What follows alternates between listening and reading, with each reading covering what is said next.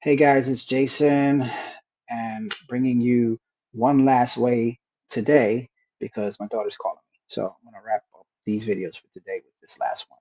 But it is this will be an eye-opening one, I think. So, what's another bonus way that you can make money without owning an Airbnb?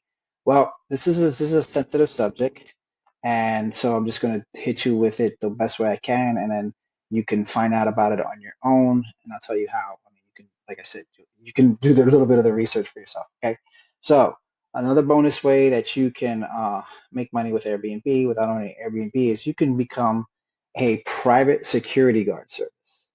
Now, like I said, this was a little controversial, but basically, you can get paid to break up Airbnb parties, and they have become somewhat of an epidemic.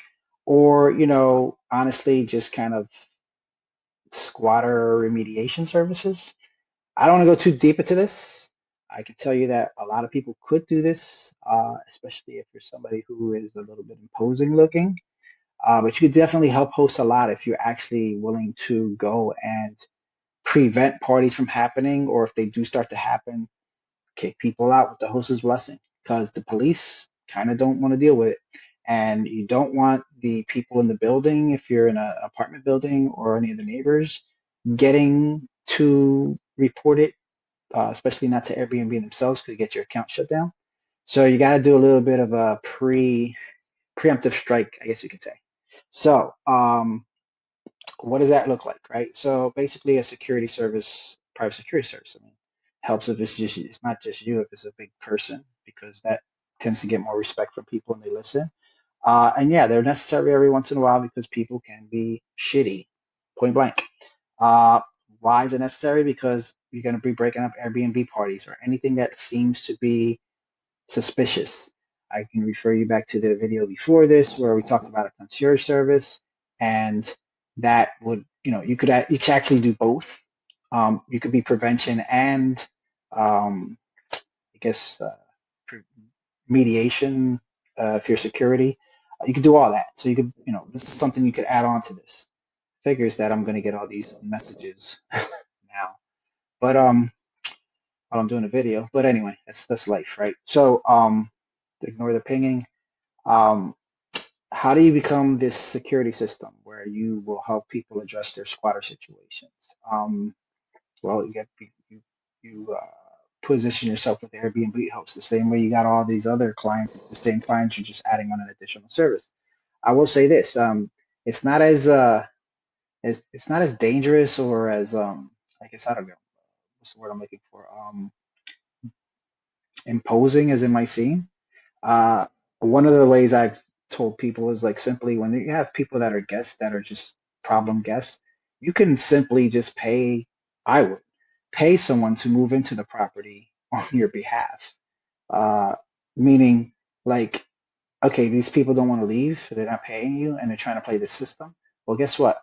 I'm going to pay you to go in there, and I want to make sure you eat like lots of baked beans, and you go in with your dog, and you just sit on the couch. I'm going to give you a short-term lease, and you're going to be on that lease. And then if it does become a problem, you have access to the property. I want you just to sit there, eat, be sloppy, play with your dog, and just don't move until they leave. I mean, it could be as simple as that. Most people could not deal with that because their mentality is, well, I have this host, kind of in a bad place because the cops are not going to respond, and nobody's going to do nothing to me. I got rights. Well, not really.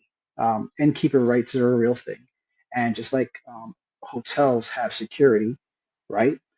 You are allowed to have this kind of people in your life and have security for yourself as a host. So be smart about it. Don't play chess. Don't play checkers. These people are playing checkers. They just want to kind of take advantage of what they think the system is. Well, you just got to think a little bit more, smarter than them. If you have the right system set up as a host, like, keyless, like smart lock entry and multiple ways of accessing the property so that it isn't kind of taken over, excuse me, then you can have a person like, you, if you want to be that person, go in and arrange with them, pay them some money to go and basically sit there and be a big old pain in the butt until these people leave. Just like they were a pain in the butt to you, you can be a pain in the butt to them. And so people simply can't handle that. It's psychological. So 95% of the time, just going to leave because they don't feel comfortable. Well, sometimes you got to make somebody feel as uncomfortable as you to get the message across that you're not going to play with them. So back to what we were talking about here is as a security person, these are the kind of things that you can come up with, these solutions to these problems, rather than just everybody's gut knee jerk reaction, call the cops, because to be honest with you, they'll do nothing for you. They don't. I mean, unless they have some properties of their own, they're just simply not going to work with you because they call that a civil matter. Well, that, and I have some other squatter nuke, I call it squatter nuke, ideas that have gotten rid of problems like that. But I just wanted just to share that, like, you could be that person. You could be that security person, that private security for host. And it's not something you're going to do much, but I guarantee you that your Fridays and Saturday nights might get busy just to be that person that makes sure these parties don't happen. And that alone can just be the only thing you do. I mean, especially if you're like out of work because all the clubs are closed down in COVID, and you used to be a bouncer and you know how to handle people in different ways. Dude, this is like a perfect way for you to make some extra bucks, and you ain't got to really do that much. You just got to scowl at people or be nice to them if that merits it.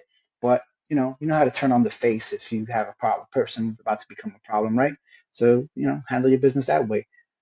I will say that this is a very valuable service, and if you offered it to host, I'm pretty sure that a good amount of them would maybe call you first thing, just get in their speed dial, and that's your side hustle that you can put along with all these other things.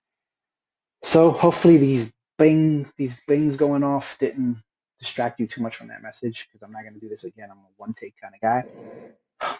That's my cleaner sending me pictures. Anyway, um, sidetracked. But hopefully this video gave you some value, gave you some ideas, and maybe you take it under advisement and you actually create that service. And I might be a customer if you're in the Philadelphia or the Tampa market, or some other friends of mine might be customers if you put that out there. So join these groups, put that out there that you're going to be that guy, and you'll probably make a good amount of money just off of doing that. So that's it for this particular side hustle, and I will see you on the next one.